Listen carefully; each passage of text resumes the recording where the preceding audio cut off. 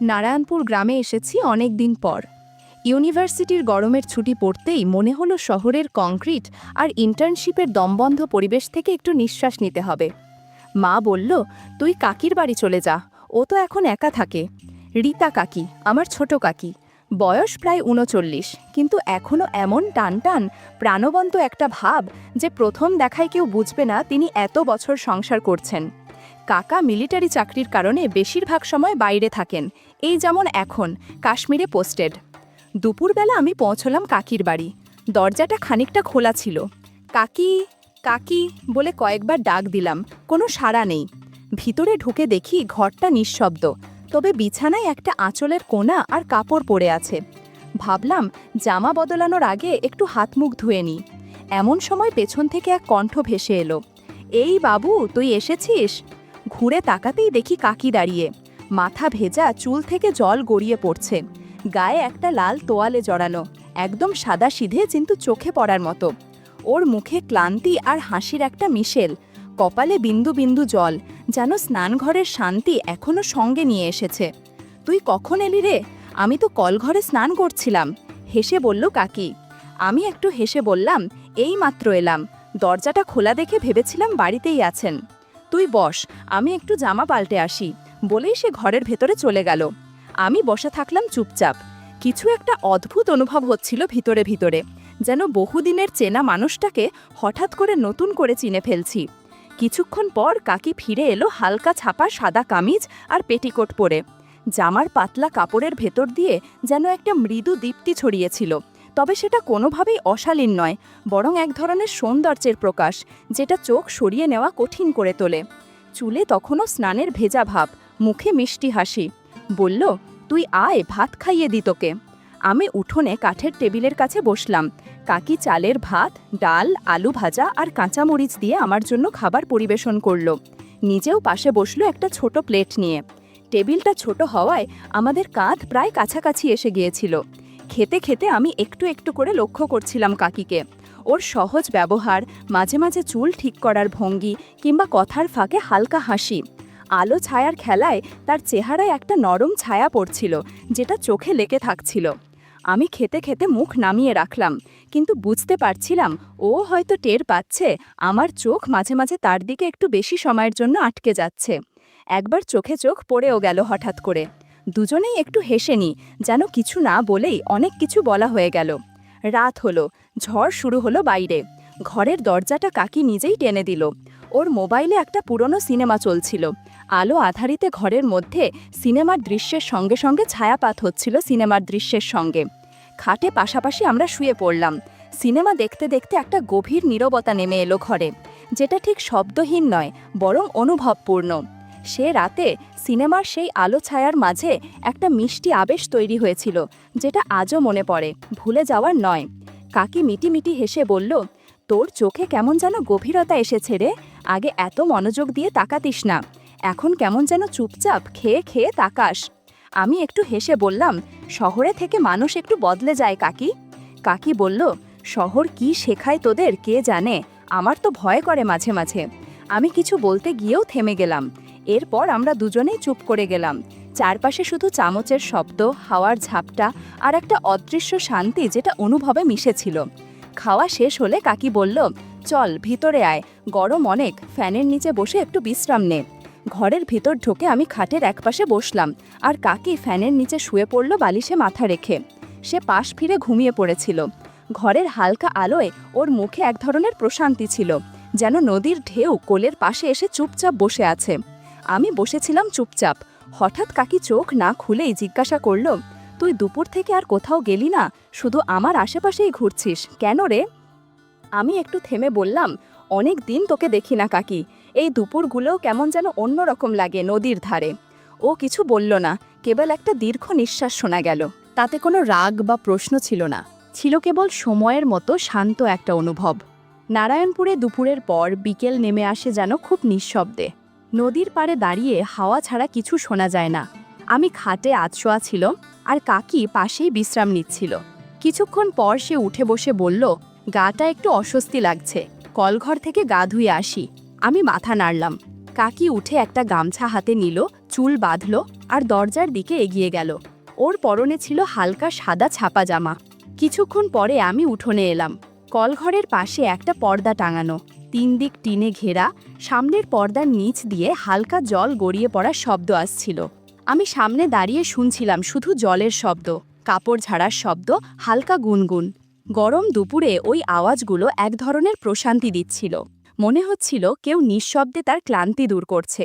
হঠাৎ কাকি ভেতর থেকে বলল, কে ওখানে? বাবু তুই? আমি একটু কেঁপে উঠে বললাম, না না কাকি, আমি ভাবছিলাম নদীর দিকে একটু যাই। কাকি কিছুক্ষণ চুপ করে থেকে বলল, তুই গেলে সাবধানে যাস, নদীর ধারে এখন জল বাড়ছে। তার গলায় কোনো বিরক্তি ছিল না, ছিল কেবল এক ধরনের সতর্ক ভালোবাসা। আমি সরে এলাম উঠোন থেকে। কাকি বলল, আমি একটু মন্দিরে যাব, যদি আমি না ফিরি তুই এই চাবিটা দিয়ে তালা লাগিয়ে নিস। এই বলে সে বেরিয়ে গেল। আমি ধীরে ধীরে নদীর ধারে হাঁটতে লাগলাম।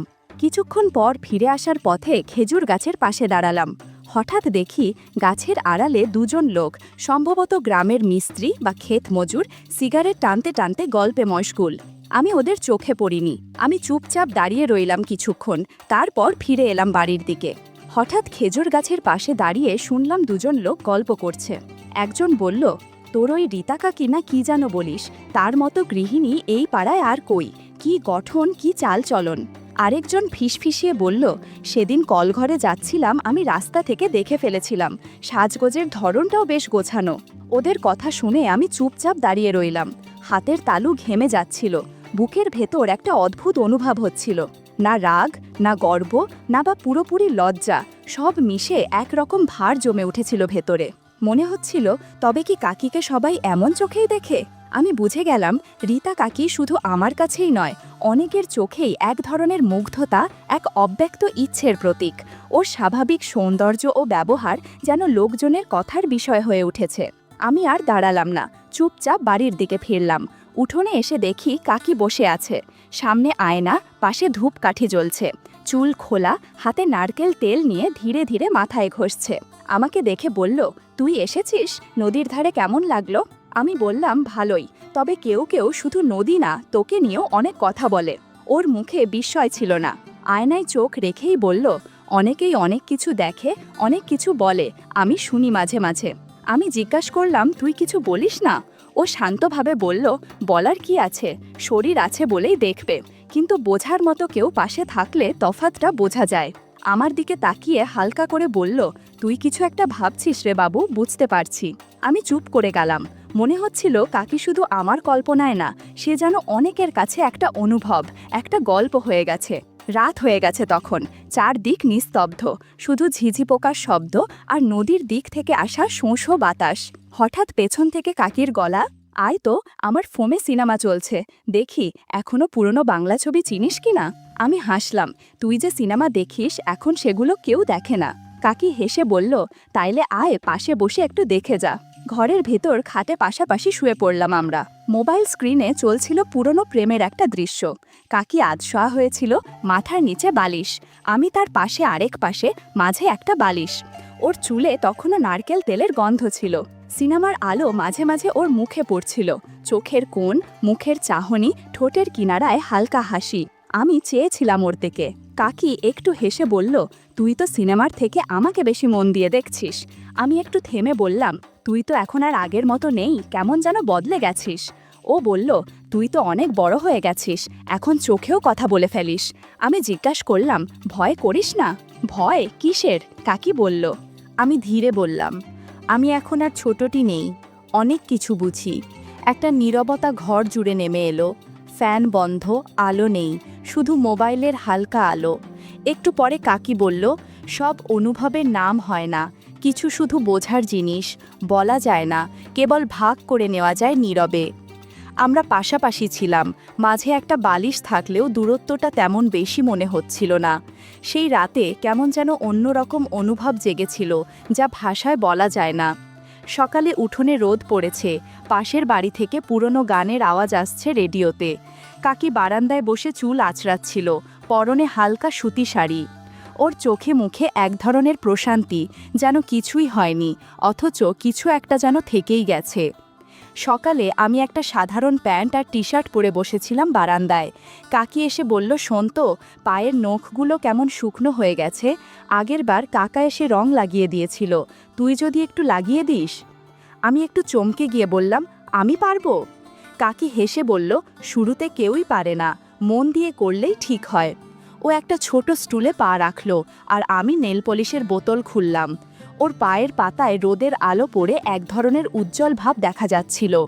কাকি বলল, তুলিটা একটু কোণে করে ধরিস, সাবধানে করিস, যেন ছড়িয়ে না যায়। আমি ধীরে ধীরে তুলির মাথা চালাতে লাগলাম। কাকি চোখ বন্ধ করে বসেছিল। আমি জিজ্ঞেস করলাম, ব্যথা পেলি নাকি? ও বলল, না, ঠিক আছে, একটু শীতল লাগছে। আমি মন দিয়ে সব আঙুলে রং দিলাম। কাকি চুপ করেছিল, মাঝে মাঝে হালকা হাসছিল। একটা সময় আমি জিজ্ঞেস করলাম, তুই কি সবসময় এমন আয়েশ করে বসিস, নাকি আজ একটু বেশি স্বচ্ছন্দ? ও হেসে তাকাল, বলল, তুই এখন অনেক কিছু খেয়াল করিস রে, চোখে যা থাকে সেটা মুখে চলে আসে। আমি বললাম, তোর রোদে বসা চেহারাটা চোখ আটকে রাখে, খেয়াল না করে থাকা যায় না। ও কিছু না বলে শুধু বলল, তোর মনটা বিশুদ্ধ থাকলেই দেখবি মানুষ কেমন সুন্দর লাগে। রং লাগানো শেষ হলে আমি বললাম, দেখ কেমন লাগছে। কাকি বলল, দারুণ, কাকার চেয়েও নিখুঁত হয়েছে, তোকে অনেক ধন্যবাদ, রংটাও বেশ মানিয়েছে। তারপর হঠাৎ বলল, গোড়ালিতে ব্যথাটা বেড়েছে, আজ ডাক্তারের কাছে যাব ভেবেছি, তুই সঙ্গে যাবি? আমি বললাম, অবশ্যই যাব। ও হেসে বলল, তাহলে আমি শাড়ি পরে নিচ্ছি, আর কি পরবো বলতো? আমি হেসে মাথা নাড়লাম। কাকি আলনা থেকে হালকা সবুজ রঙের শাড়ি নামিয়ে পরল। আমরা রিকশায় করে বাজারের দিকে চললাম। গরম রোদ আর রিকশার দুলুনিতে আমরা কাছাকাছি বসেছিলাম। কাকির মুখে মাঝে মাঝে শান্ত হাসি ফুটে উঠছিল। ডাক্তারের চেম্বারে পৌঁছে কাকি বলল, বস এখানে, ডাক্তার এসে যাবে। আমরা পাশাপাশি বসেছিলাম। ছোট্ট ঘর, একটা ফ্যান ঘুরছে। কাকির চুল থেকে তাজা নারকেল তেলের গন্ধ আসছিল, আর চারপাশে এক ধরনের প্রশান্ত পরিবেশ। ডাক্তার এলে কাকি বলল, গোড়ালির নিচে ব্যথা করছে, মাঝে মাঝে ফলেও যায়। ডাক্তার পা দেখে নিলেন।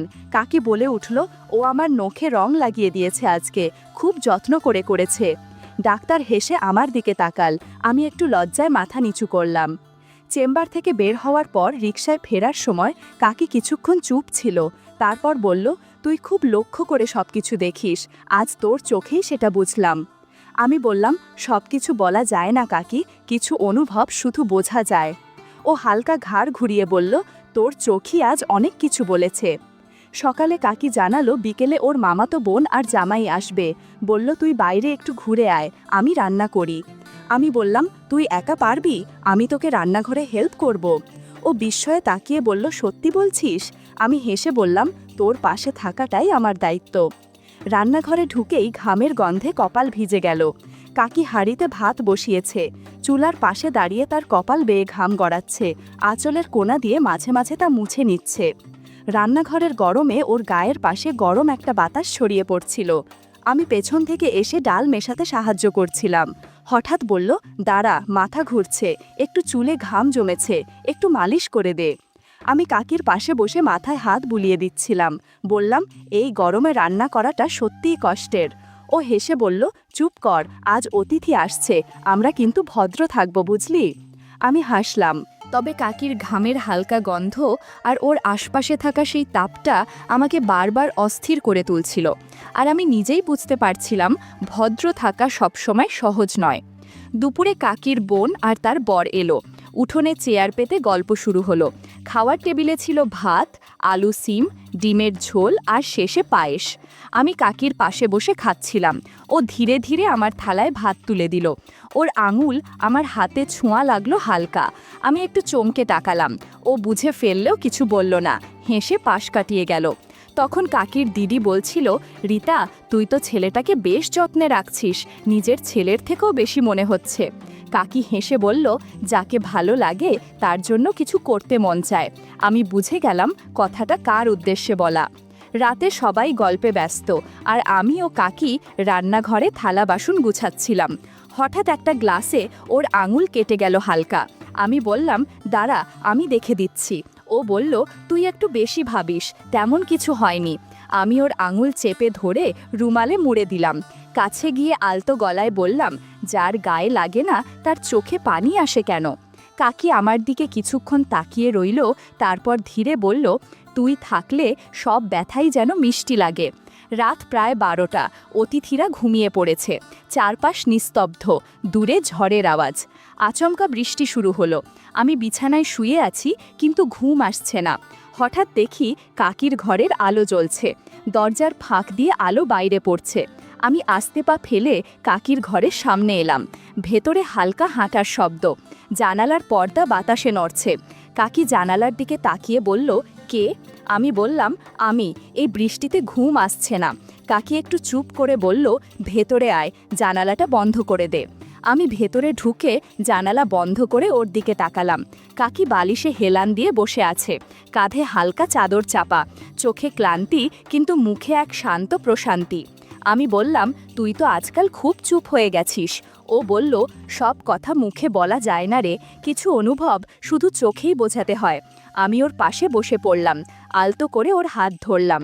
ও কিছু বলল না, শুধু চোখ বন্ধ করল। তারপর হঠাৎ বলল, তুই যখন এলি আমি তোকে চিনতেই পারিনি। এখন তুই অনেক পরিণত, অনেক বুঝিস। আর আমি জানি না কেন তোর সামনে নিজেকে একটু অন্যরকম লাগে। আমি ধীরে বললাম, তুই আমার সেই শূন্য জায়গায় এসে দাঁড়িয়েছিস যেখানে কেউ কখনো ছিল না।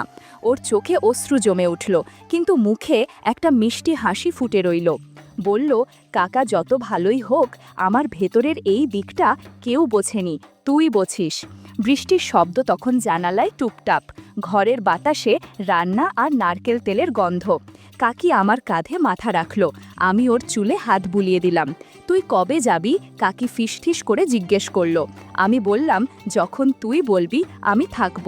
ও বলল, তুই থাকিস তো পাশে, আজ কেমন যেন মন খারাপ লাগছে। আমি কোনো কথা বললাম না। কাকি ধীরে দরজাটা টেনে দিল। বাইরে ঝড়ের গর্জন আমাদের নিঃশব্দতা ঢেকে দিচ্ছিল।